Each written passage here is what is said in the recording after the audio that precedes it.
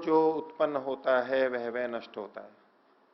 ये घड़ा नष्ट होने वाला है, ये प्रतिज्ञा। हेतु दिया क्योंकि ये नष्ट होता है, नहीं क्योंकि ये उत्पन्न हुआ है। घड़ा नष्ट होता है, ये प्रतिज्ञा। हेतु दिया क्योंकि ये उत्पन्न होता है। कैसे? जैसे कि ये कपड़ा, जो जो उत्पन्न होता है वह वह नष्ट होता है। अब ये सिद्धांत में तो ये सिद्ध करते हैं हम, लेकिन अब क्षणिकवादी को कह रहे हैं, आपने कहा हेतु कि जो उत्पन्न होता है वो नष्ट होता है।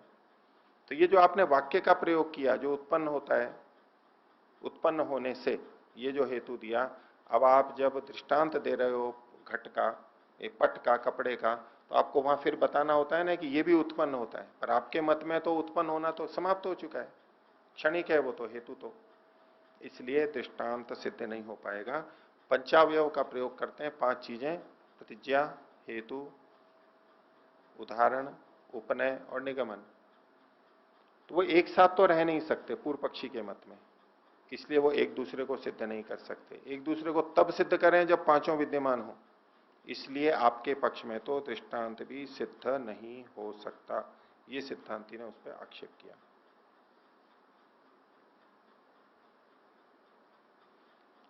ठीक है जी।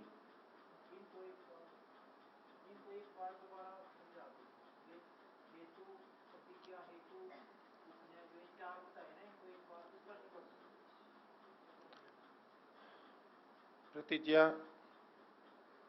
यानी जो हम प्रतिपादन करना चाहते हैं, सिद्धांत है हमारा, उसको प्रतिज्ञा कहते हैं।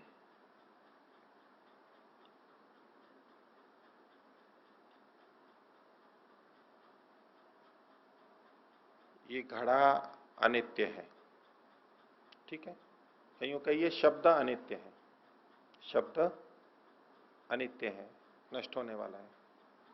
उसके लिए हेतु कारण दिया, उत्पन्न होने से, उत्पन्न होने से ये हेतु हुआ। उदाहरण दिया जैसे कि घड़ा।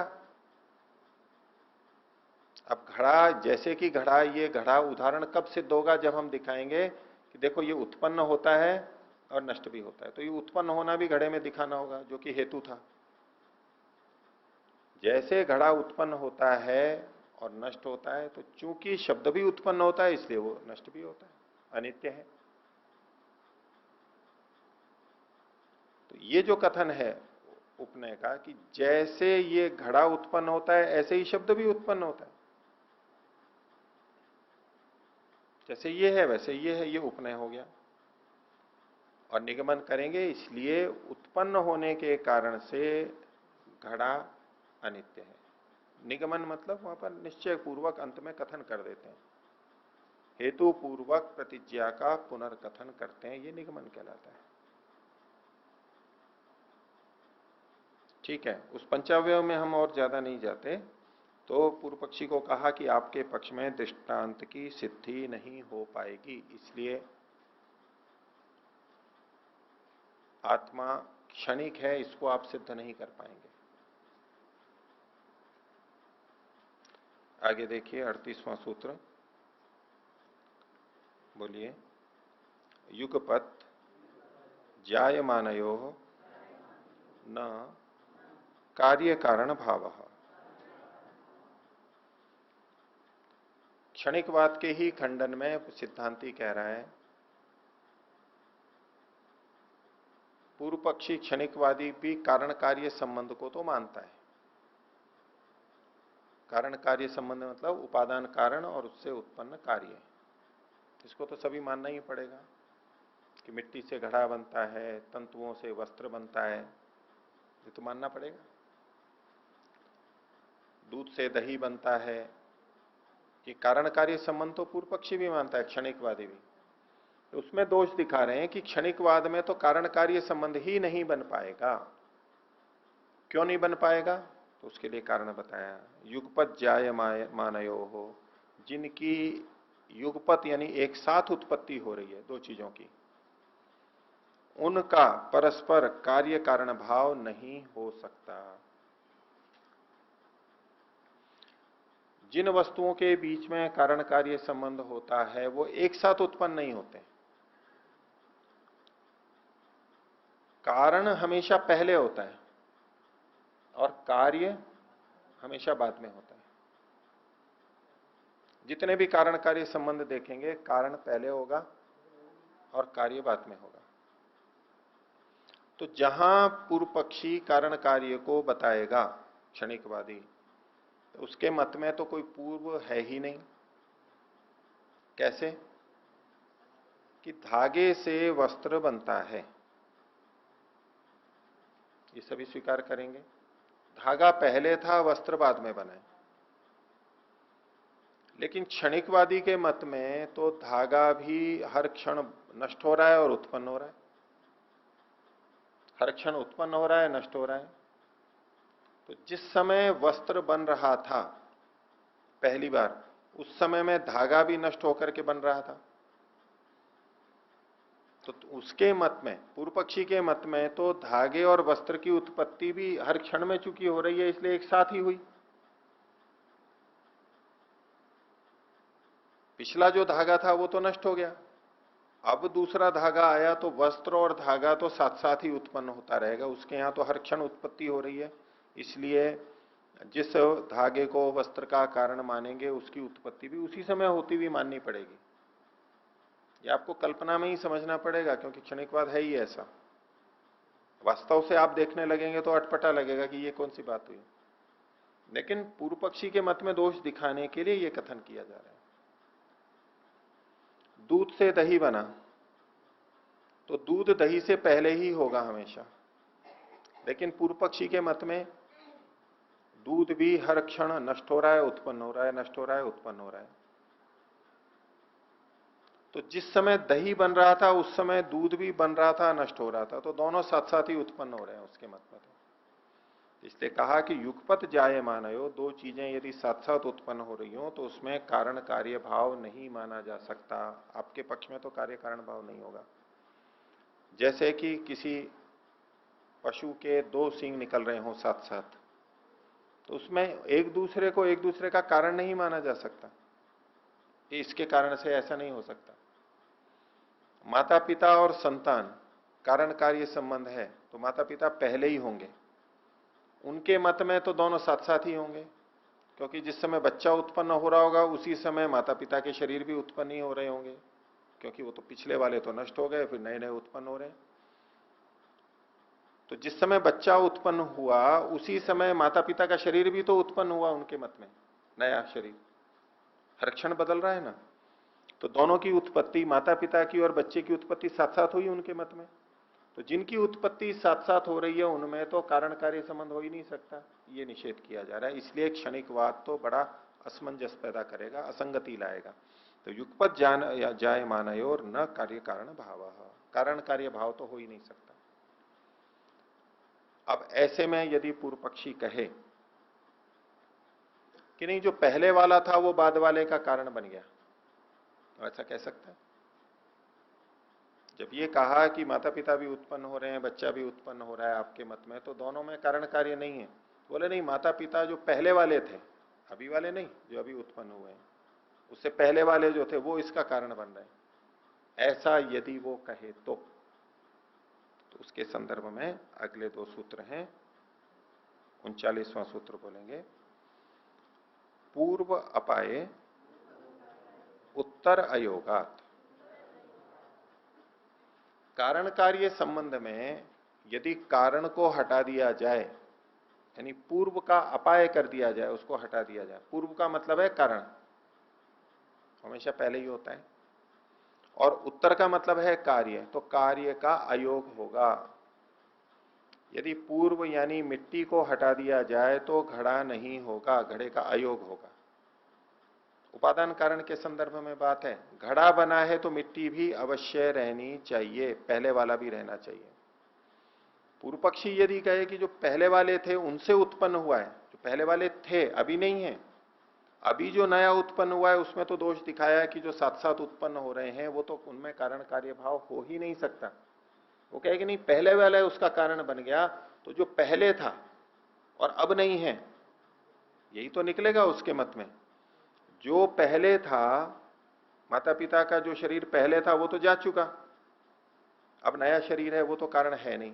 तो पहले वाला माता पिता का शरीर बच्चों का कारण बन रहा है, तो जो पहले था और अब नहीं है वो तो कारण हो ही नहीं सकता, वो उत्पत्ति में कारण ही नहीं हो सकता। जो नष्ट हो चुका, मिट्टी अगर नष्ट हो गई तो वो घड़े का कारण बन ही नहीं सकती। तो मिट्टी का यानी कारण का होना भी आवश्यक है, तभी कार्य बन सकता है। तो इसलिए कहा पूर्व अपाय। पूर्व पक्षी के मत में कह रहे हैं क्षणिकवाद में कि पहले के नष्ट हो जाने पर, कारण के नष्ट हो जाने पर तो उत्तर का अयोगात कार्य तो बन ही नहीं सकता, इसलिए आपका क्षणिकवाद ठीक नहीं है। अगला सूत्र देखिए, बोलिए। तद्भावे तद अयोगात उभय व्यभिचारादपि न। बोले तद अभावे, यदि उस तत् का मतलब है यहां पर कारण का अभाव हो तो,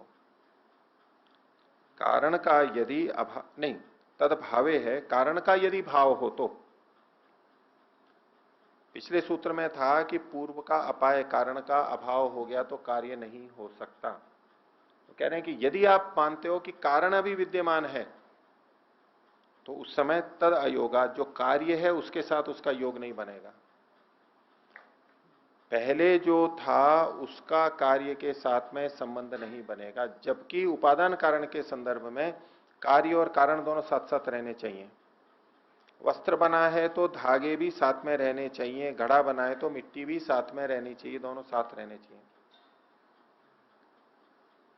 आपके मत में, पूर्व पक्षी के मत में तो पिछला वाला यदि है तो इस समय आगे वाला नहीं है, क्योंकि अभी उससे वो बना ही नहीं है। इसलिए कहा तदभावे, यदि कारण विद्यमान है तो तद अयोगा, तत् का मतलब यहां पर है कार्य। तदभावे में पहला जो तत् है उसका मतलब है कारण, दूसरा जो तत् है उसका मतलब है कार्य। तद अयोगात, उस जो जिस समय कारण है तो उस समय कार्य नहीं है। तो इस प्रकार से उभय व्यभिचारा, दोनों ही तरह से व्यभिचार होने से क्षणिकवाद नहीं है। आपकी बात ठीक नहीं है, दोनों का साथ साथ नहीं रह सकते। एक पहले है तो कार्य नहीं होगा, कारण है तो अभी कार्य नहीं होगा। आपके पक्ष में तो कार्य कारण भाव ही नहीं बनेगा। कारण कार्य भाव बनाने में तो हमें स्थिर वस्तु को मानना पड़ेगा, इसी प्रकार से आत्मा को भी स्थिर मानना होगा। यहां तक की बात आई समझ में? एक और सूत्र इसी प्रसंग का है, उसको भी देखते हैं। 41वां सूत्र बोलिए। पूर्व भावी मात्रे न नियम। पूर्व पक्षी अगर ऐसा कहे कि भाई पहले वाला जो था वही आगे वाले का कारण बन रहा है, भले ही वो नष्ट हो गया है, भले ही वो नष्ट हो गया, लेकिन उससे पहले तो था वो। कारण हमेशा पहले होता है, कार्य हमेशा बाद में होता है, इसलिए जो जो पहले होता है वो कारण होता है। कारण हमेशा पहले होता है, कार्य हमेशा बाद में होता है। इससे ये सिद्ध हुआ, अगर हम ऐसा माने कि जो पहले होता है वो कारण होता है, जो पहले होता है वो कारण होता है, जो कारण होता है वो पहले होता है, ये तो ठीक है। लेकिन जो पहले होता है वो कारण होता है, ये बात आवश्यक नहीं है। दही से पहले दूध होता है, तो दही से पहले तो पानी भी होता है, एक पानी तो दूध दही का कारण नहीं बन सकता। जो चीज पहले हो वो आगे वाली का कारण हो, ये कोई नियम नहीं है, आवश्यक नहीं है। उपादान कारण वो होता है जो पहले भी हो और कार्य में अन्वित भी हो रहा हो। जो जो पहले होता है वो कारण बने, ये आवश्यक नहीं है। तो इस बात को इन्होंने कहा पूर्व भावी मात्रे ना नियम। हम कहें कि जो पहले होता है और वो कार्य हो जाएगा, पूर्व पक्षी अगर ऐसा कहे तो ये तो कोई नियम नहीं है। जो पूर्व में होते हैं वो कारण होते भी, हो भी सकते हैं और नहीं भी हो सकते। अब संतानें उत्पन्न होती हैं उससे पहले तो बहुत सारे मनुष्य होते हैं, सब थोड़ा ना कारण होते हैं उसके। एक बीज से पौधा उत्पन्न हुआ तो जो पौधा उत्पन्न हुआ उससे पहले तो बहुत तरह के बीज थे, वो सारे के सारे बीज उस पौधे का कारण थोड़ा ना बनते हैं। पहले तो होते हैं वो, लेकिन पहले होना मात्र कारण को द्योतित नहीं करता। कारण को द्योतित तब करता है जब वो उसमें अन्वित होता है, जो उससे जुड़ा हुआ होता है। इसलिए आपके मत में तो वो चीज नष्ट हो गई, भले ही पहले थी, तो पहले होने मात्र से वो कारण नहीं बन सकती। इसलिए क्षणिकवाद में तो कारण कार्य संबंध बन ही नहीं सकता। इसलिए क्षणिकवाद ठीक नहीं है, और इसीलिए आत्मा को हमें स्थिर मानना होगा। और आत्मा को स्थिर मानेंगे तो उसके बंधन का कारण ये विषयों का उपराग तो हो नहीं सकता। आत्मा को स्थिर मानेंगे, वहां भी उपराग बंधन का कारण नहीं है। वो भी एक बात मैंने साथ में रखी थी आपको प्रारंभिक सूत्रों के आधार पर। तो ये क्षणिकवाद का थोड़ा सा हुआ, आगे विज्ञानवाद शुरू होगा। अभी इस बारे में किन्हीं को कुछ पूछना हो तो पूछिए, कुछ उनको पीछे दीजिए माइक।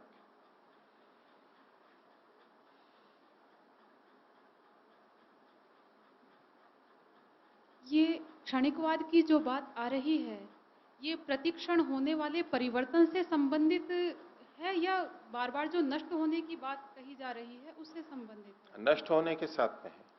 जो परिवर्तन है इसको तो वैदिक धर्म में भी माना जाता है, परिवर्तन तो स्वीकार्य है ही।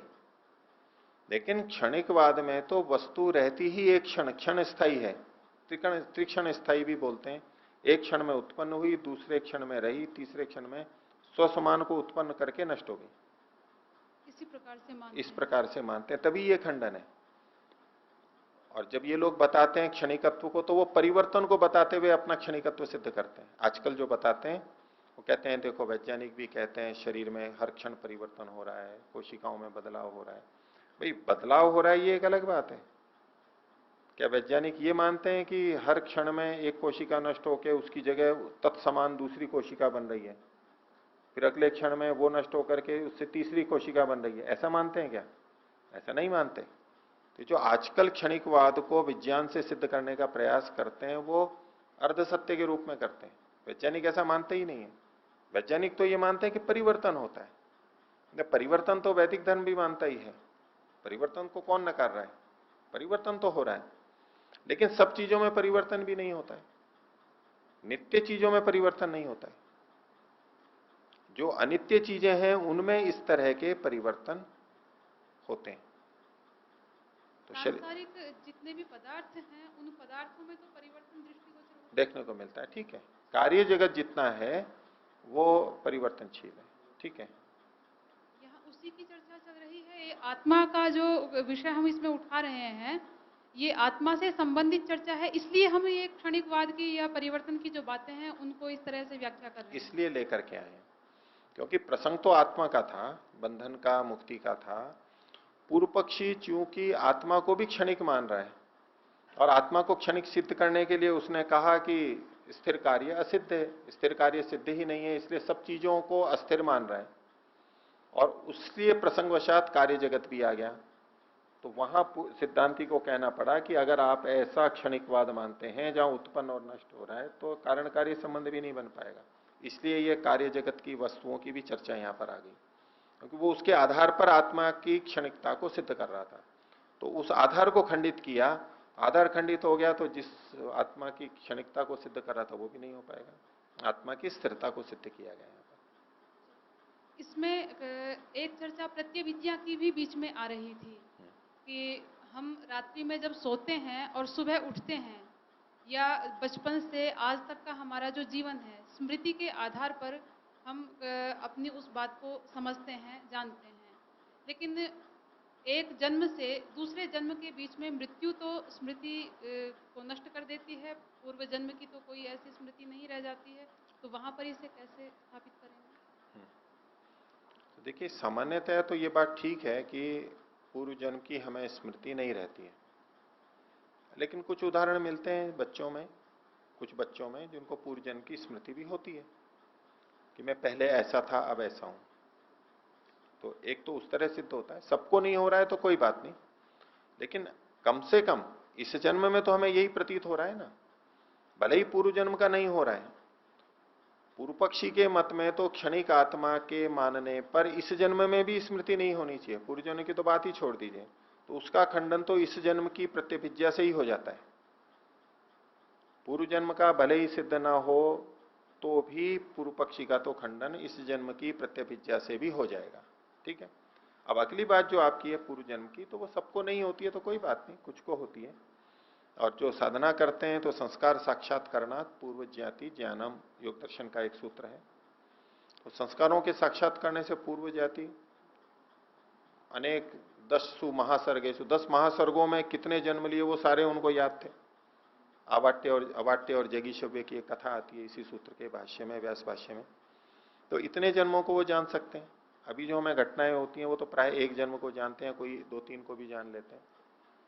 या सम्मोहन का भी कहते हैं, उसमें जाकर के व्यक्ति को और पिछले कई जन्मों का भी स्मरण करा देते हैं, जितनी पीछे ले जाते हैं, ऐसा भी सुना जाता है। तो वहां तो फिर भी है। तो प्रत्यभिज्ञा एक युक्ति तर्क दिया, हमारा प्रत्यक्ष है सबका कि हमें स्मृति होती है मैं वही हूं। इसका मतलब है कि वो एक स्थिर आत्मा वहां पर विद्यमान है। ऐसा अन्य कोई पूछना? जी।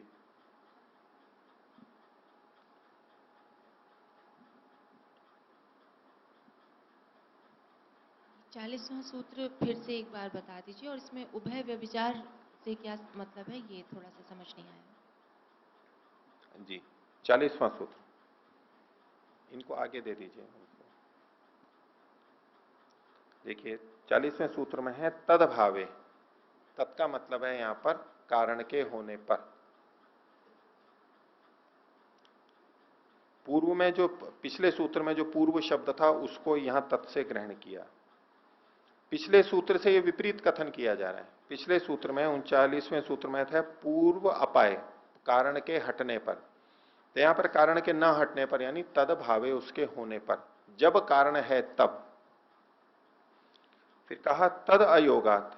तत् का मतलब है कार्य, उत्तर, उसका अयोग होने से। ये पूर्व पक्षी के मत में कहा जा रहा है कि आपके मत में जिस समय, क्षणिकवाद में, जिस समय कारण है उस समय कार्य नहीं है।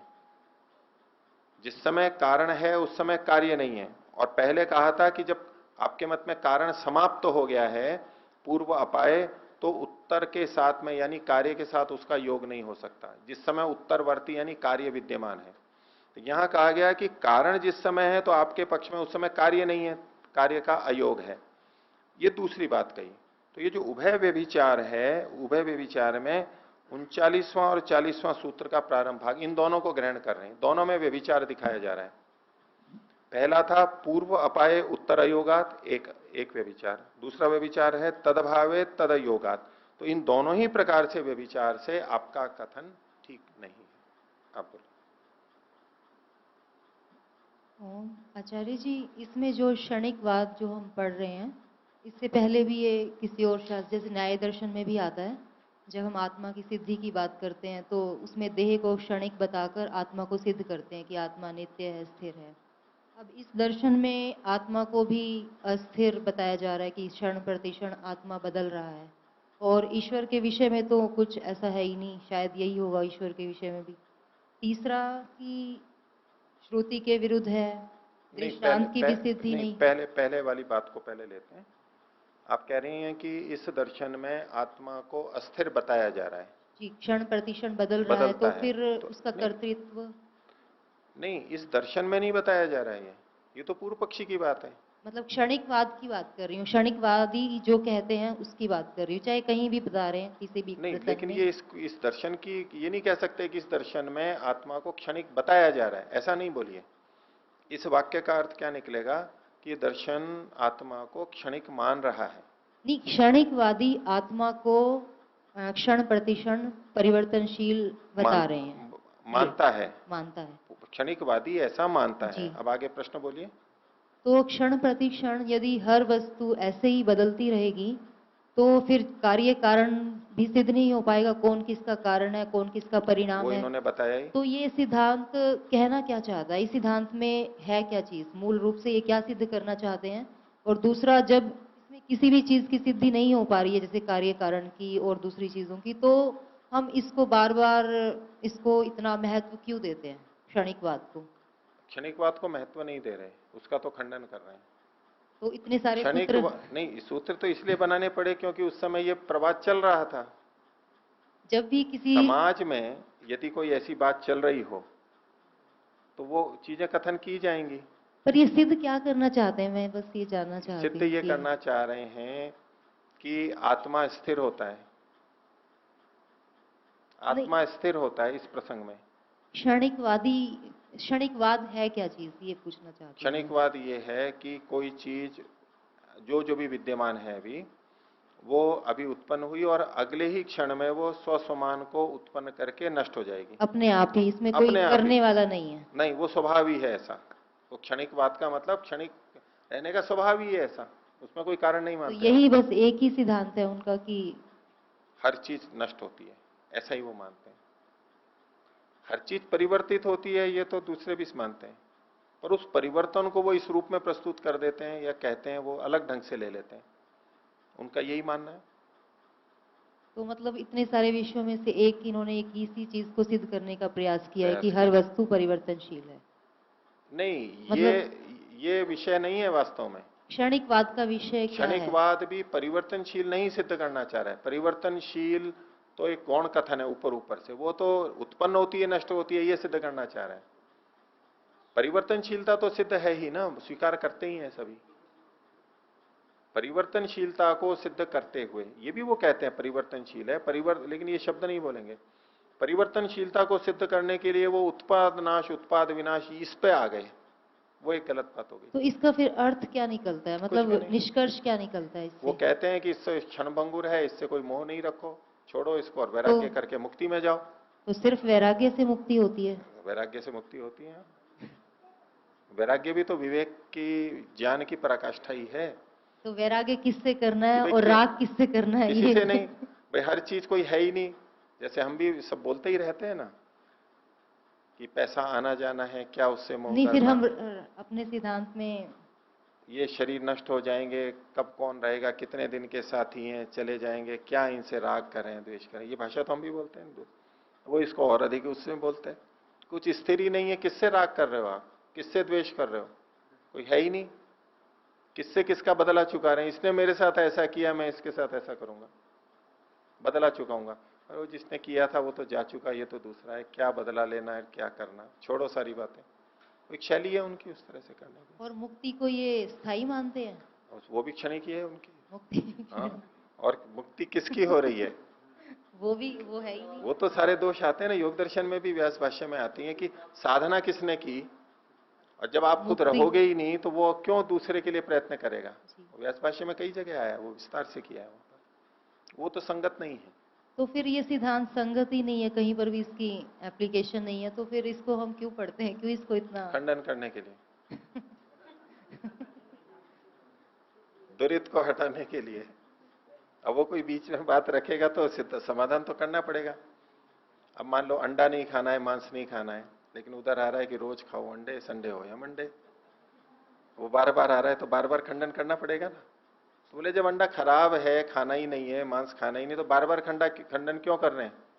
बुचड़ खानों का क्यों निषेध कर रहे हैं? शराब खानों का, दुकानों का क्यों निषेध कर रहे हैं इनका?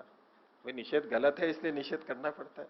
अब भ्रष्टाचार गलत है, फिर इतना बवंडर क्यों मचा रखा है, उसकी चर्चा क्यों करते हैं इतनी जब वो गलत है? क्या उत्तर है आपके पास?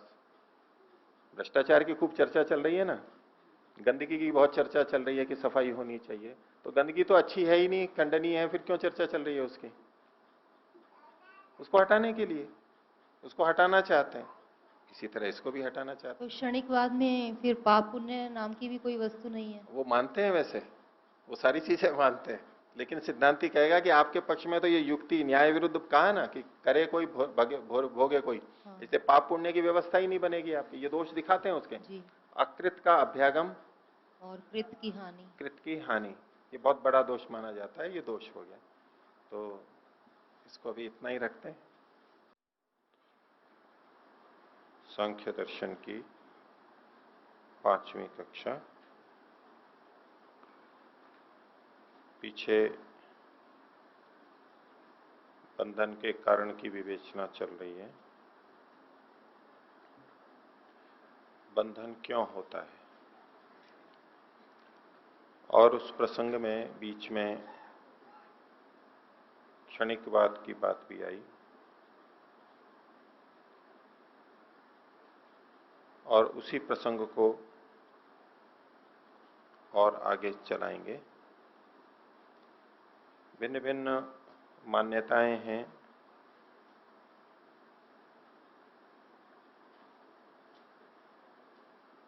उनका भी प्रसंगवशात यहाँ उल्लेख होता है, खंडन होता है, निषेध होता रहता है।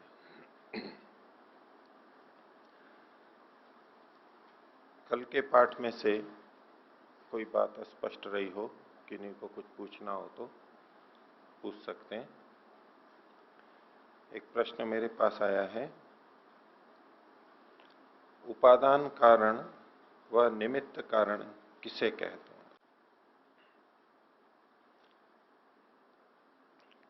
कारण शब्द का तात्पर्य आपको पता होगा। ये प्रसंग है कोई चीज उत्पन्न होती है तो उसका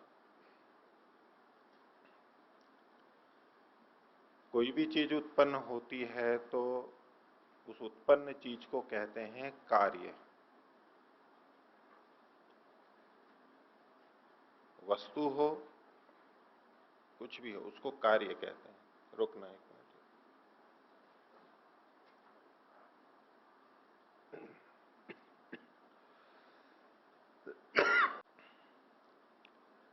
तो कारण शब्द का मतलब होता है कॉज। कोई कार्य उत्पन्न हुआ, कोई वस्तु उत्पन्न हुई तो उसे उत्पन्न करने में कौन कौन से कारक हैं, कौन कौन सी ऐसी चीजें हैं जो उसे उत्पन्न करती हैं। जो भी वस्तु को उत्पन्न करने में सहायक होता है, उन सबको उस उत्पन्न हुई वस्तु का कारण कहा जाता है। जो चीज उत्पन्न हुई है उसे उत्पन्न करने में जिस जिसकी सहायता मिलती है, जो जो सहयोग प्रदान करते हैं, जिनके बिना वो उत्पन्न नहीं हो सकती थी, उन सबको उत्पन्न हुई वस्तु का कारण कहते हैं। ये तो कारण का अर्थ हो। जैसे कि घड़ा उत्पन्न होने वाली वस्तु है,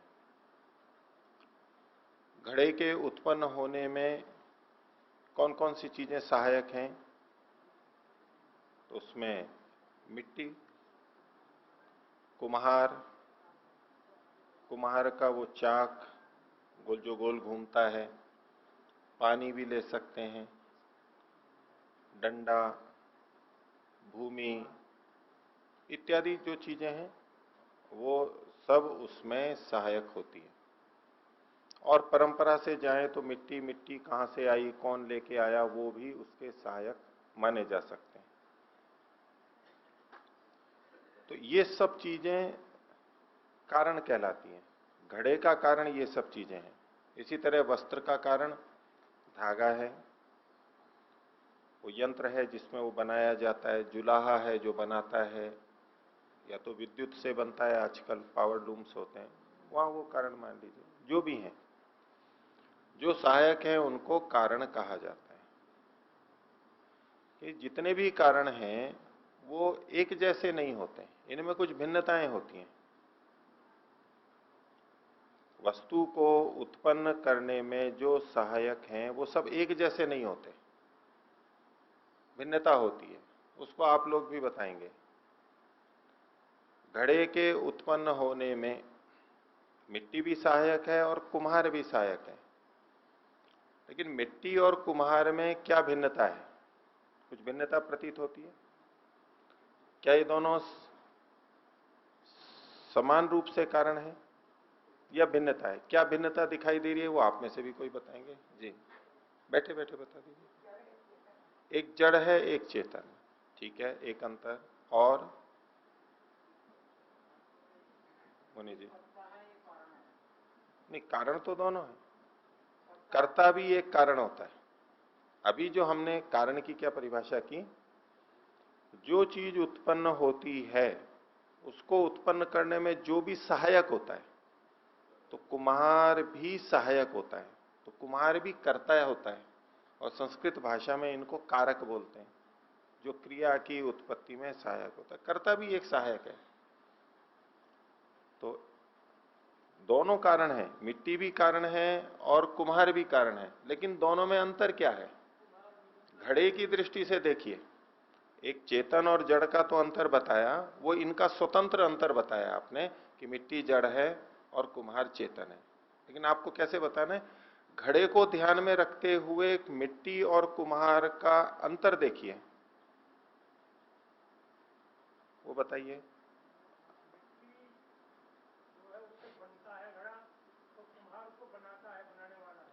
ठीक है, मिट्टी से घड़ा बनता है और कुम्हार बनाता है। इसको और दूसरे शब्दों में कह सकते हैं, आप बोलिए। नहीं, ये शब्द मत बोलिए कि ये देखिए, ये उपादान कारण है, ये निमित्त कारण है, ये शब्द मत बोलिए। इसी को समझाने के लिए तो मैं ये सारी बात कर रहा हूं। आप उन्हीं शब्दों को बोलेंगे तो इनको कैसे पता लगेगा? जिनको पता है, जानते हैं, उनके लिए ये व्याख्या नहीं हो रही है। जिनको ये अंतर नहीं पता है, उनके लिए व्याख्या हो रही है। तो मिट्टी और कुम्हार में क्या अंतर है घड़े की दृष्टि से? हाँ, मिट्टी के परमाणुओं से घड़ा बनता है, उसमें से कोई चीज ऐसे परमाणु तरह से आत्मा उसमें से बनाने वाले में से कोई चीज उसमें मिलती नहीं है। ठीक है, इनका ये कहना है कि मिट्टी तो खुद घड़े में जाती है, मिट्टी के कण और जो भी स्वरूप है मिट्टी का वो घड़े में रहता है, लेकिन कुम्हार ऐसा नहीं है। ठीक है, इसको अब थोड़ा शास्त्रीय भाषा में कहें तो मिट्टी घड़े में यानी अपने कार्य में अन्वित होती है, उसमें अनुसरण करती है, साथ साथ में रहती है, लेकिन बनाने वाला उस घड़े के साथ साथ में नहीं रहता है। ऐसा ही वस्त्र में है, तंतु वस्त्र के साथ साथ रहता है, उसके साथ ही रहता है, लेकिन जुलाहा उसके साथ नहीं रहता, उसमें जाता नहीं है। ये दोनों में अंतर है। तो जो कारण किसी कार्य को उत्पन्न करने में जो सहायक तत्व हैं, उनमें से जो कारण अपने कार्य में भी अन्वित होता है, साथ में जाता है, उसको उपादान कारण कहते हैं। आधार होता है वो, मैटेरियल कॉज होता है, वो द्रव्य है। मिट्टी को हटा देंगे तो घड़ा नहीं रहेगा, लेकिन कुम्हार को हटा देंगे तो घड़ा बना हुआ रह सकता है। कुम्हार के नष्ट होने मरने से घड़े पे कोई अंतर नहीं आएगा, लेकिन मिट्टी के हटा देने से घड़ा घड़ा नहीं रहेगा, नष्ट हो जाएगा। तो किसी कार्य के उत्पन्न करने में जो सहायक चीजें होती हैं, उनमें से ऐसी सहायक चीजें जो उस कार्य द्रव्य में साथ साथ में जाती हैं, उसको उपादान कारण कहते हैं। तो घड़े का मिट्टी, वस्त्र का तंतु और दही का दूध और रोटी का आटा, ठीक है, और मकान का ईंट, मिट्टी, सीमेंट, लोहा, जो भी आप कहना चाहें, पत्थर, वो ये उपादान कारण होगा। ठीक है, अब पूछा इन्होंने निमित्त कारण, तो ऐसा कारण जो कार्य में नहीं जाता हो, कार्य को उत्पन्न करने में सहायक ऐसा द्रव्य जो कार्य में नहीं जाता हो, उत्पन्न वस्तु में नहीं जाता हो, सहायक तो है लेकिन उसके साथ साथ नहीं जाता हो, उसमें विद्यमान नहीं रहता हो, उसको निमित्त कारण कहते हैं। जैसे मिट्टी का घड़ा, जैसे कपड़े का जुलाहा, जैसे दही का निमित्त कारण मनुष्य जो जमाने वाला है, जो जमाने वाला है, जैसे वह कुम्हार है, जुलाहा है, ऐसे जमाने वाला है, ये जमाने वाली है, जो भी है। मकान का निमित्त कारण कारीगर, मजदूर जो भी है, वो निमित्त कारण, क्योंकि वो इन निर्मित वस्तुओं के साथ में नहीं रहते हैं। तो उपादान कारण व निमित्त कारण हो गया। और किन्हीं को कुछ पूछना है? नहीं,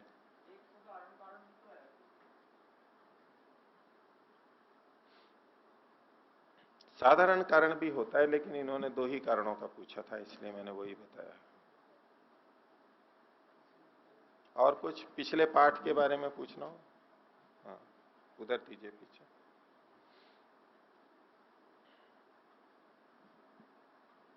नमस्ते। ये 19वां सूत्र है, पृष्ठ संख्या 15 पर। जी। इसमें नित्य शुद्ध बुद्ध मुक्त स्वभाव से जो बात कही थी, तो ये हमने नित्य को मुक्त के साथ जोड़ा, युक्ति से हम जोड़ रहे हैं या ये सूत्र स्वयं में बता रहा है? सूत्र में तो सब इकट्ठा लिखा हुआ है जी। और इसकी संस्कृत की दृष्टि से दोनों तरह से व्याख्या की जा सकती है। ठीक है, हम उस तरह भी करते हैं जैसा कि लोक में प्राय प्रचलित है कि स्वभाव शब्द को सबके साथ में जोड़ते हैं। उसके लिए ये द्वंद्व समास है, संस्कृत की दृष्टि से ये द्वंद्व समास है। तो एक परिभाषा चलती है, द्वंद्वादौ द्वंद्वांते च श्रूयमाणम पदम प्रत्येकम अभिसंबध्यते। द्वंद्व समास के प्रारंभ में या अंत में जो शब्द सुना जाता है वो सबके साथ में जुड़ जाता है, ये प्रसंगवशात, यानी उस नियम के अनुसार हम यहां ऐसा कर सकते हैं। लेकिन जो स्वभाव शब्द को सबके साथ जोड़ते हैं वो भी न्याय संगत है। नित्य स्वभाव, शुद्ध स्वभाव, बुद्ध स्वभाव और मुक्त स्वभाव, इसमें क्या किया, द्वंद्व समास के अंत में जो स्वभाव शब्द आया उसको सबके साथ में जोड़ दिया कि आत्मा कैसा है, नित्य भी है, शुद्ध भी है, बुद्ध भी है, मुक्त भी है। ये चार विशेषण दिए, ये द्वंद्व समास की तरह से। तो अंत वाला उसके साथ में जुड़ गया, लेकिन आगे वाला भी जुड़ जाता है। ये भी एक प्रक्रिया होती है, वो कम देखा जाता है लेकिन वो भी प्रक्रिया है कि नित्य शब्द को भी सबके साथ जोड़ा, बीच के तीन के साथ, और अंत वाले को भी हम सबके साथ जोड़ रहे हैं, बीच के तीन के साथ। नित्य शुद्ध स्वभाव, नित्य बुद्ध स्वभाव और नित्य मुक्त स्वभाव, ये भी कर सकते हैं।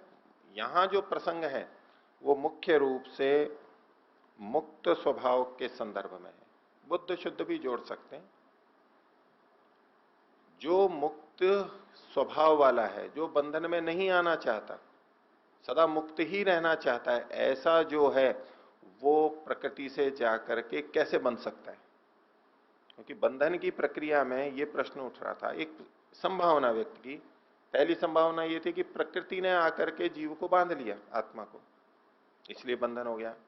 अब यहां पलट करके कहा है चलो प्रकृति तो परतंत्र है, वो तो बांध नहीं सकती, तो आत्मा खुद ही प्रकृति से जाकर के बंध गया हो। जब इस संभावना की बात हुई तो भाई वो तो मुक्त स्वभाव है, वो तो शुद्ध बुद्ध मुक्त स्वभाव है, वो कैसे जाकर के जड़ वस्तु से बंध सकता है, अपने को बांध सकता है?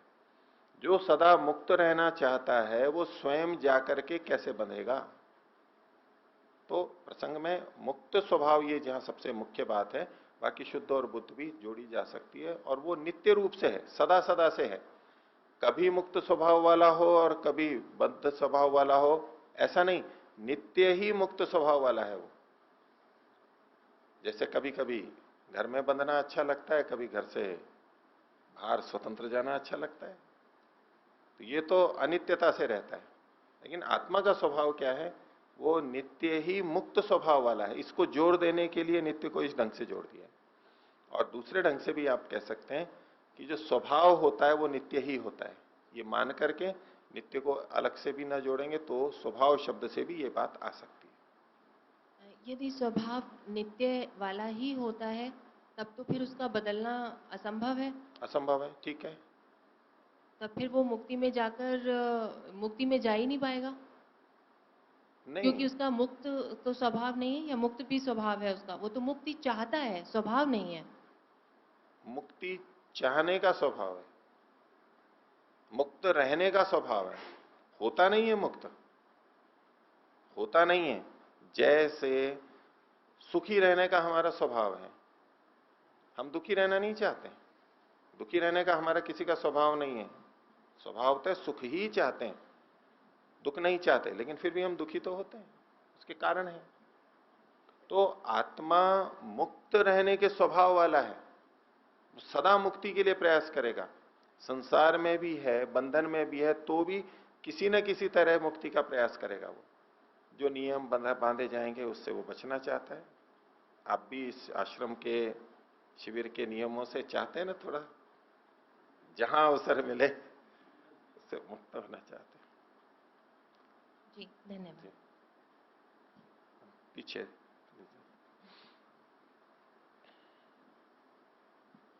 ओम। आचार्य जी, पीछे 15वें और 16वें सूत्र में संघात शब्द आया है, असंघात और संघात, ये आत्मा के संबंध में ये समझ नहीं आया। संघात शब्द नहीं है। 15वें सूत्र में असंघात रूप, असंगो ही अयम पुरुष इति, असंग शब्द का प्रयोग है यहाँ पर। नीचे व्याख्या में असंग, असंग का मतलब असंघात ही है। ठीक है, वो उन्होंने अर्थ लिया होगा वैसा। असंग का मतलब है, असंघात ले सकते हैं। संग का मतलब है जोड़, जैसे संग दोष लग जाता है, हम कहते हैं ना संगति का दोष है। तो संग का मतलब है जो जिससे कोई चीज जुड़ सकती है, और असंग का मतलब है जिससे कोई जुड़ नहीं सकती, लिप्त नहीं हो सकती चीज, उसको कहते हैं असंग। जैसे कि लोक में उदाहरण दिया जाता है कि कमल जल में रहते हुए भी जल से अछूता रहता है, या कमल के पत्ते पे पानी डले तो पत्ता भीगता नहीं है, वो पानी अलग से रह जाता है मोती की तरह, संग नहीं होता है वो। ये इस तरह की बात है कि ये आत्मा कैसा है, असंग है। तो असंग है मतलब कोई चीज आके उससे लिप्त नहीं होती है, जुड़ती नहीं है, चिपटती नहीं है, और इसीलिए वो असंघात रूप है। जिस वस्तु से दूसरी चीज आके जुड़ जाती है, चिपट जाती है, जैसे इन दीवारों पे प्लास्टर, चूना, सीमेंट की सामग्री, बजरी वगैरह, रेती, ये हम लगाते हैं तो ये उससे चिपक जाती है, और चिपक जाती है तो ये कैसा है, संघात रूप है, अनेक तत्वों से मिलके बनाए। तो आत्मा के साथ कुछ जुड़ता नहीं है, युक्त नहीं होता है, इसलिए वो संघात नहीं है। संघात का मतलब होता है अनेक वस्तुओं से मिलकर के जो बना है, उसको संघात बोलते हैं। तो आत्मा संघात नहीं है, उससे कुछ जुड़ता ही नहीं है, जुड़ ही नहीं सकता है। जैसे पानी में हाथ डालें तो अपने हाथ पे पानी लग जाता है ना, लिप्त हो जाता है हाथ। लेकिन हाथ को पारे में डालें तो, पारे में कभी हाथ डाल के देखा हो, अवसर नहीं मिलता है, लेकिन वो ऐसे चिपटता नहीं है। जैसे तेल चिपट जाता है, पानी चिपटता है, दूध चिपटता है, घी चिपटता है, ऐसे वो पारा चिपकता नहीं है। उंगली डालेंगे तो क्यों निकालेंगे, वो अलग ही हो जाता है। तो आत्मा से कुछ चीज चिपटती नहीं है, ऐसा कहना चाहते हैं। असंगो ही अयम पुरुष। और आगे भी ये प्रसंग आएगा अभी, और आगे भी एक सूत्र आएगा जिसमें असंग को और निर्गुण को साथ साथ जोड़ करके उन्होंने बताया। ठीक है, अन्य कोई, इनको दीजिए एक कोडलेस, और दो की बात थी ना, एक और कर लीजिए। ओम प्रणाम आचार्य जी। अभी पिछले 16वें सूत्र में जो चर्चा चली कि कर्म जो है वो बंधन का कारण नहीं है, लेकिन अभी जो चर्चा चली तो कर्म का जो निमित्त कारण है वो तो पुरुष ही है, आत्मा ही है। ठीक है, तो कर्म हुआ, निमित्त कारण तो आत्मा ही हुआ। जैसे अभी जो था मिट्टी घड़े का वो हुआ, उपादान कारण मिट्टी है, इस तरह शरीर है। तो फिर कर्म जो जो निमित्त कारण को क्यों नहीं माना गया वहाँ, वो का भी है। ठीक है, आत्मा कर्मों का निमित्त कारण है, कोई आपत्ति नहीं है इसमें, वो ठीक है। और इसीलिए आत्मा को ये भोक्ता मानते हैं, भोग आत्मा को ही होता है, और जिसने किया है उसी को भोग होता है। ये सारी बात ये स्वीकार करते हैं, इसमें कोई दिक्कत नहीं है। लेकिन क्या वो कर्म बंधन का कारण है? कर्म ही बंधन का मूल कारण है? प्रसंग ये चल रहा है कि मूल कारण क्या है। इसके अपवाद आपको बताए कि जीवन मुक्त व्यक्ति भी कर्म करता है, लेकिन उसके कर्म बंधन का कारण नहीं बनते। यदि कर्म ही बंधन का कारण है तब तो जीवन मुक्त भी बंधन में आना चाहिए, वो मुक्ति में क्यों चला जाता है? परमात्मा भी कर्म करता है, यदि कर्म बंधन का कारण है तो परमात्मा भी बंधन में आना चाहिए। वो तो शतक्रतो है, असंख्यात कर्म करता है, और प्रतिक्षण इतनी बड़ी सृष्टि है, न जाने कितने कर्म कर रहे हैं, हम कल्पना भी नहीं कर सकते। तो यदि कर्म ही बंधन का कारण है, ये नियम बनाएंगे तो जहां जहां कर्म है वहां वहां बंधन होगा, या दूसरे शब्दों में जो जो कर्म करता है वो बंधन में आता है, ये व्याप्ति बनेगी फिर। और इसका दोष कहां जाएगा? जीवन मुक्त में, निष्काम कर्ताओं में और परमात्मा में भी। इसलिए कर्म बंधन का मूल कारण नहीं है, ये तो बात स्वीकार की ही जा रही है, उसमें आप लोग समस्या नहीं समझिए। कर्म के अनुसार शरीर मिलता है, ये स्वीकार्य है। जिसने कर्म किया है, यानी जो कर्म के लिए उत्तरदायी है चेतन, उसी को फल मिलता है। ये सब बातें अपनी जगह स्थिर हैं, उसका कोई खंडन नहीं कर रहा है। लेकिन कर्म बंधन का कारण नहीं है, मूल कारण नहीं है। कुछ और चीज चाहिए तब ये बंधन का कारण बनता है, नहीं तो नहीं बनता है। तो यहां तो वो चर्चा चल रही है, इस दृष्टि से इनका ये कथन ठीक है। हो गया, आगे देखिए। अच्छा, पूछिए। आचार्य जी, 19वें सूत्र की चर्चा चल रही थी अभी, तो उसमें नित्य शब्द को हम स्वतंत्र भी तो रूप से ले सकते हैं, एटर्नल अर्थ में लिया जा सकता है? नहीं, स्वतंत्र नहीं ले पाएंगे इसको। नित्य मतलब नित्य है आत्मा। हाँ, वो नित्य स्वभाव के साथ जोड़ेंगे फिर। अच्छा, उसको ले अलग सकते से हैं। नहीं लिया जा सकता नहीं, नित्य। क्योंकि ये संस्कृत की दृष्टि से समस्त पद है। स्वभावस्य ये विभक्ति अंत में लगी हुई है, बाकी तो नित्य, शुद्ध, बुद्ध, मुक्त, ये सब समास नित्य से नहीं। नित्य अलग अलग करेंगे तो हो सकता है, लेकिन वो नित्य कौन सा? देखिए, अगर आप इस सब शब्दों को अलग करेंगे तो नित्यस्य, शुद्धस्य, बुद्धस्य, मुक्तस्य, स्वभावस्य भी लेना पड़ेगा। अब स्वभावस्य का क्या मतलब होगा? शुरू के चार तो जुड़ जाएंगे, इसलिए स्वभाव को सबके साथ जोड़ना होगा। नित्य स्वभावस्य, नित्य है स्वभाव जिसका, एटर्नल स्वभाव वाला, स्वभाव है रहने जिसका, वाला है। शुद्ध स्वभाव है जिसका, बुद्ध स्वभाव है जिसका, मुक्त स्वभाव वाला जो है, ऐसी आत्मा मुक्त प्रकृति से जाकर के स्वयं नहीं जुड़ सकती, बंधन को प्राप्त नहीं हो सकती। मतलब कि नित्य स्वभाव से, कि नित्य हमेशा रहने वाले स्वभाव हमेशा रहने का जिसका स्वभाव स्वभाव है, ऐसा अर्थ लेंगे। ठीक है, तो अब आगे का पाठ देखेंगे। 41वें सूत्र तक हमने देखा था,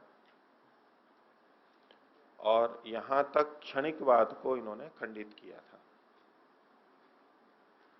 अब आगे 42वां सूत्र है, इसमें विज्ञानवाद की चर्चा चल रही है। 41 हो गया, 42वां चलेगा। सूत्र बोलेंगे, न विज्ञान मात्रम बाह्य प्रतीते है। विज्ञान मात्र नहीं है, ये इनकी प्रतिज्ञा है, खंडन कर रहे हैं। विज्ञानवादी क्या मानते हैं? सब कुछ विज्ञान ही है। विज्ञान का मतलब बस विशेष ज्ञान।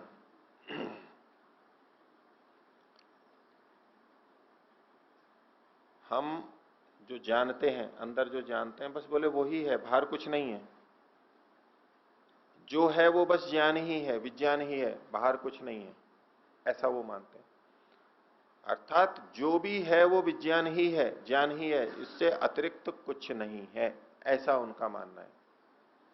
तो उसका खंडन यहां पर सिद्धांति के द्वारा किया जा रहा है कि न विज्ञान मात्रम, सब कुछ विज्ञान ही है, ये बात ठीक नहीं है।